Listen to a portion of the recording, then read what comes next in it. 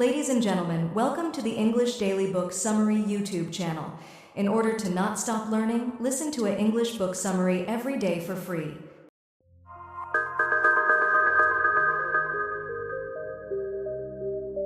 Julian Baggini, How the World Eats, a global food philosophy. How we eat shapes who we are and defines our relationship with the world around us. Yet despite its fundamental importance, most of us know surprisingly little about how our food reaches our plates. Consider your breakfast cereal. Behind those simple flakes lies a global web involving patented seeds, industrial farming, international shipping, and complex supply chains. The system that delivers this seemingly mundane meal connects continents, economies, and ecosystems in ways that remain largely invisible to us. Today, this intricate food world faces unprecedented challenges. While we produce enough to feed everyone, nearly 600 million people will still face hunger in 2030. Meanwhile, obesity rates have tripled since 1975. Our farming practices drive climate change and biodiversity loss, with wildlife populations declining 69% since 1970. In this blink, you'll learn how diverse food systems operate across cultures, why both traditional wisdom and modern innovation matter, and which principles might guide us toward a more sustainable, just, and nourishing food future. Lessons from the world's oldest food system. In northern Tanzania, Hadzabe men communicate with honey-guide birds to locate beehives, a remarkable example of how humans once lived in harmony with their environment. The Hadza, with fewer than 300 people still living entirely as hunter-gatherers, offer a window into our ancestral past and valuable lessons for our future food systems. These hunter-gatherers epitomize sustainability, taking only what they need from nature while allowing it to fully replenish. Despite having no food reserves, they possess greater food security than modern societies because they know the next meal is always available in their environment. They demonstrate a balance modern societies have lost. The popular paleo diet movement often misrepresents ancient eating patterns. Contrary to these restrictive approaches, archaeological evidence shows our ancestors ate diverse foods, including legumes and grains. Hunter-gatherers are notably adaptable, not rigid in their food choices. When an unusual El Niño rainfall filled Lake Ayasi, Hadza men immediately adapted by fishing for catfish, showing humans evolved as dietary generalists. Research on the Hadza gut microbiome reveals it contains more bacterial diversity than in industrialized populations. Importantly, rural agriculturalists show similar microbiome profiles, suggesting processed foods, not agriculture, caused our microbiome diversity loss. The hunter-gatherer diet's four key features, diversity, freshness, wholeness, and seasonality, create this healthy microbial environment. The Hadza food system also operates on principles foreign to market economies. When an animal is killed, it's considered a public good until distributed equally among community members, regardless of who made the kill. This cooperative approach contradicts Western assumptions about food economies requiring individual rewards. While we can't return to a hunter-gatherer lifestyle, it would require reducing the global human population by over 96%. We can adopt its principles. The fundamental connection between how we live and how we eat is still there, though now obscured by modern food systems. Sustainable living requires recognizing the interdependence of all things, appreciating that food isn't just another consumer choice, but the foundation of human society. The Dutch agricultural miracle and its global lessons.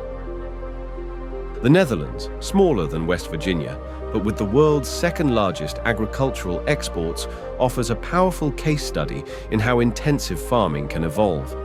This tiny nation produces 505,000 kilograms of tomatoes per hectare, nearly 6 times more than Italy, while exporting more food than giants like Brazil or Russia. This remarkable productivity emerged from tragedy. Following the Dutch hunger winter of 1944 to 45, when daily caloric intake plummeted to 580 calories and 20,000 people died, the country vowed never again. Agriculture Minister Sicko Mansholt led a transformation that reduced farms from 400,000 to 55,000, while increasing production tenfold between 1950 and 2015. The Dutch embraced the Green Revolution, synthetic fertilizers, high-yielding crop varieties, and pesticides, more enthusiastically than most. But this intensity eventually hit environmental limits, with the Netherlands now having Europe's highest emissions of ammonia, nitrogen, and phosphorus per hectare. This dilemma has sparked innovation in sustainable intensification, getting more food from fewer resources. The approach uses precision agriculture to apply water, nutrients, and pesticides only where needed. Indoor farming creates controlled environments that reduce inputs while increasing outputs. Multiple approaches to sustainability exist. While organic farming typically yields just 75 to 80% of conventional systems, it benefits biodiversity. Regenerative agriculture focuses on restoring soil health, while conservation agriculture minimizes soil disturbance. The Dutch example suggests that rather than choosing one method, we need context-specific solutions. The most successful farms create what has been called a mosaic of different landscapes, combining high-intensity production with conservation areas. This pluralistic approach recognizes that what works best depends on local conditions, soil types, and climate. Ultimately, the Dutch model's real strength comes from collaboration and knowledge sharing. In agriculture's future, we don't need to choose between tradition and technology. We need both, thoughtfully applied to local conditions. The global imbalance behind your chocolate bar. A Belgian chocolate praline represents more than just a universal pleasure. It embodies an entire system of global inequality. While a farmer in Côte d'Ivoire earns just 78 cents per day growing cacao, a single Hershey bar costs $1.24 in American stores. This stark disparity reveals how agricultural products have transformed from foods into commodities. Chocolate undergoes a remarkably complex journey from tree to bar. The process begins with harvesting cacao pods and fermenting the beans, then continues through drying, roasting, winnowing, grinding, conching, and tempering. While initial processing often happens near farms, the value-adding steps typically occur in wealthy countries. Though Africa produces 2/3 of the world's cacao, the processing happens primarily in places like the Netherlands, Germany, and Malaysia, with the largest markets being Europe and North America. The commodification of food fundamentally changed agriculture. Instead of direct farm-to-table relationships, today's system features multiple intermediaries separating farmers from manufacturers. In commodity markets, agricultural products must be standardized and replaceable, pushing farmers to prioritize yield and consistency rather than quality or taste. This system creates serious environmental consequences. Between 2001 and 2014, 1/4 of Côte d'Ivoire's forests were cleared for cocoa production. Beyond chocolate, the commodification of agriculture has broader impacts too.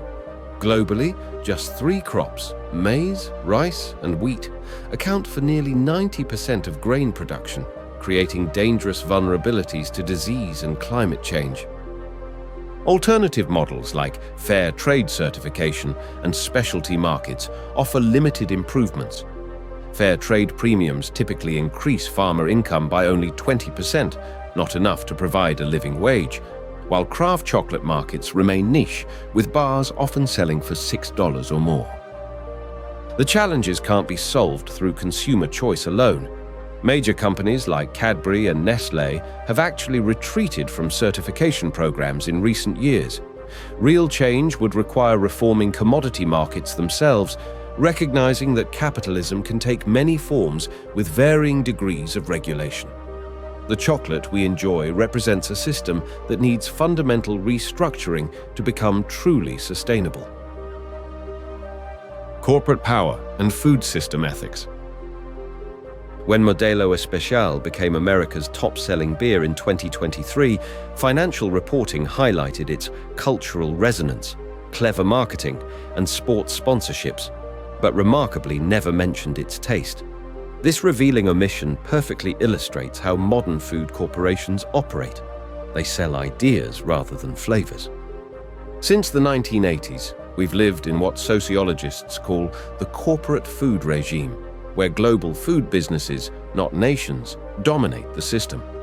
This shift has created troubling practices, particularly regarding children's health. Companies have targeted kids through branded counting books, exclusive contracts in schools, and mandatory commercial-laden television programming like Channel One News that reached captive classroom audiences. Corporate pressure for ever-increasing profits drives these behaviors.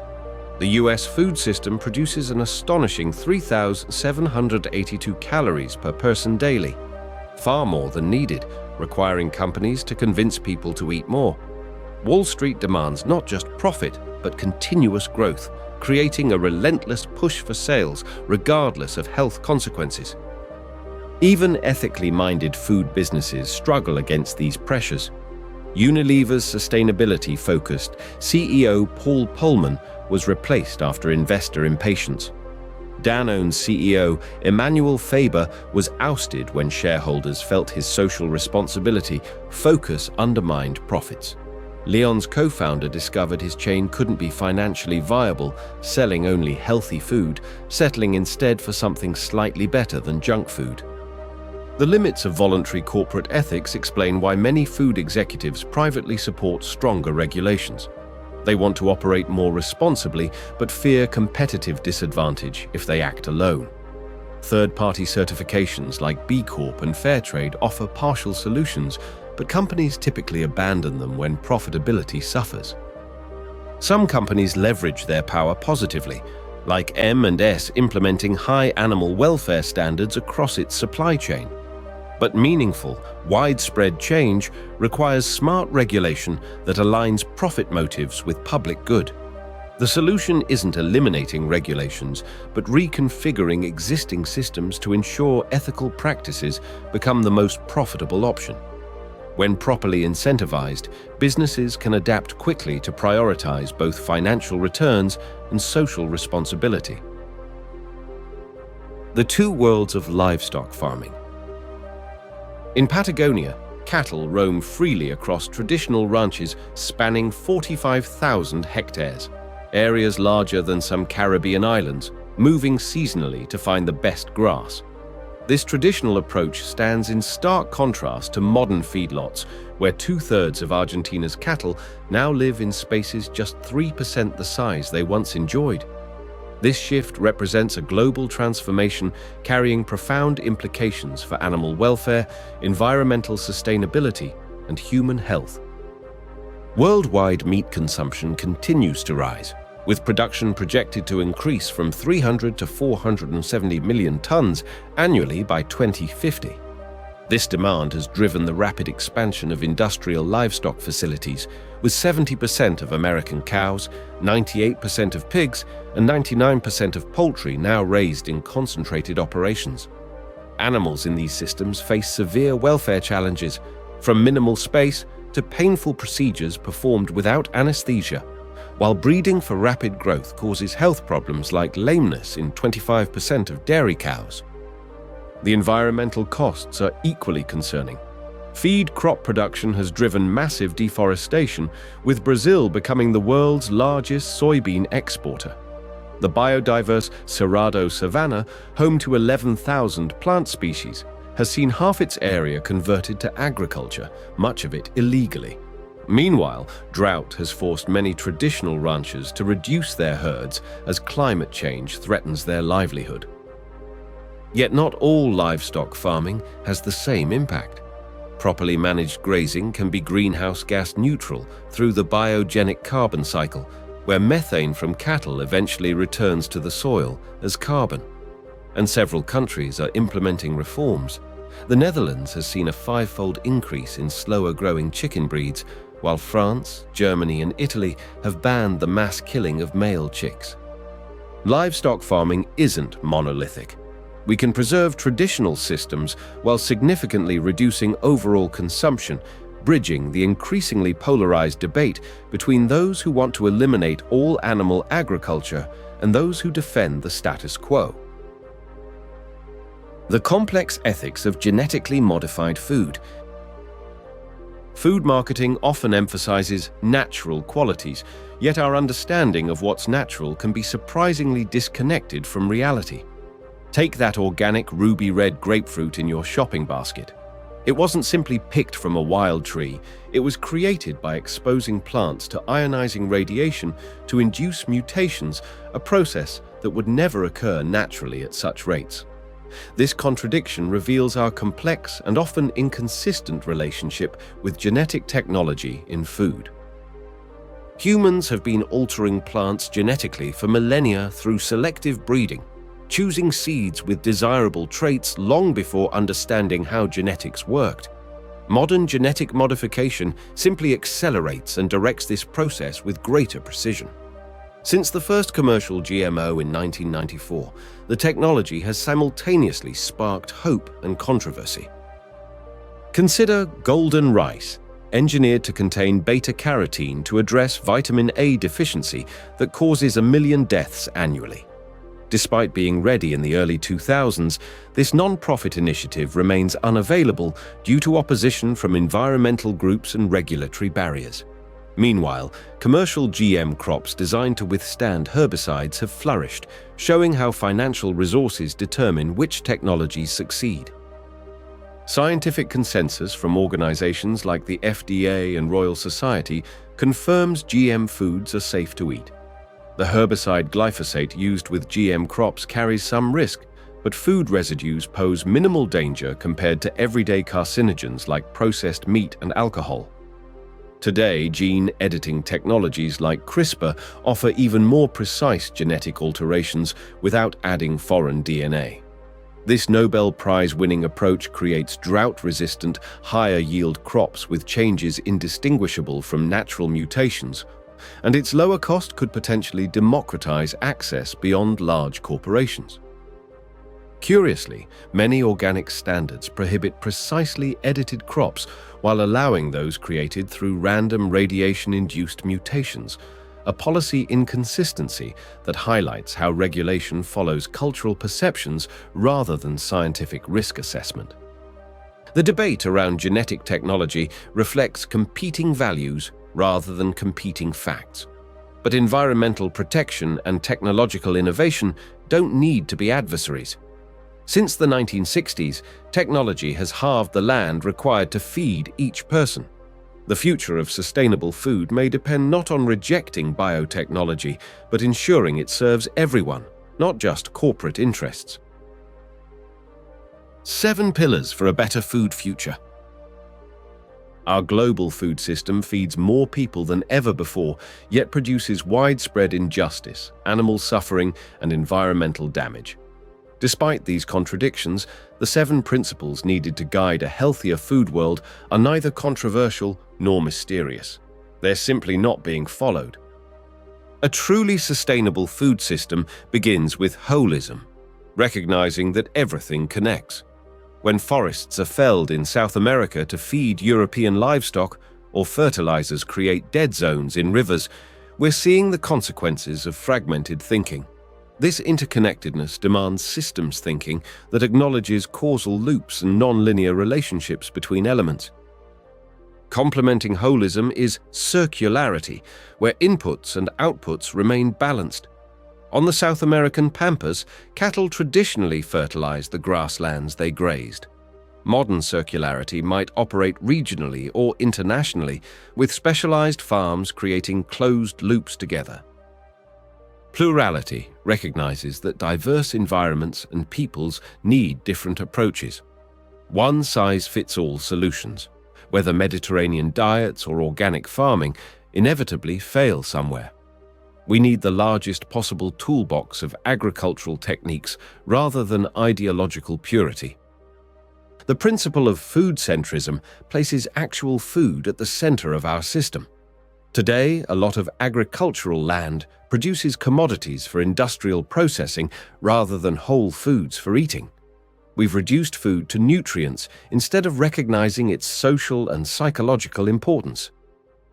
Resourcefulness balances innovation with traditional knowledge, avoiding both fear of innovation and blind faith in technical fixes. It makes the most of resources rather than depleting them. The two final principles are compassion toward animals and equitability among humans. No food system has yet fully embraced the humane treatment of animals, and modern food chains concentrate wealth and power in large corporations while farmers receive a pittance. Change faces an unholy cycle where governments, corporations, and consumers each wait for others to act first. Breaking this cycle doesn't require dismantling capitalism or universal veganism. It'd simply mean aligning our existing values with our practices through a series of purposeful adjustments. Food cultures have changed dramatically before and can again.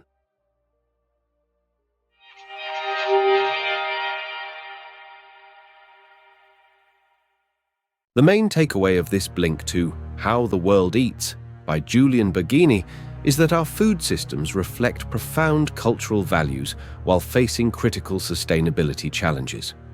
From hunter-gatherer practices to corporate agriculture, each approach reveals different relationships between humans, animals, and the environment. By embracing holism, circularity, plurality, food centrism, resourcefulness, compassion, and equity, we can create better food futures. Small, purposeful adjustments that align our existing values with our practices can transform how we eat, benefiting both people and the planet. Okay, that's it for this blink. We hope you enjoyed it. If you can, please take the time to leave us a rating. We always appreciate your feedback. See you in the next blink.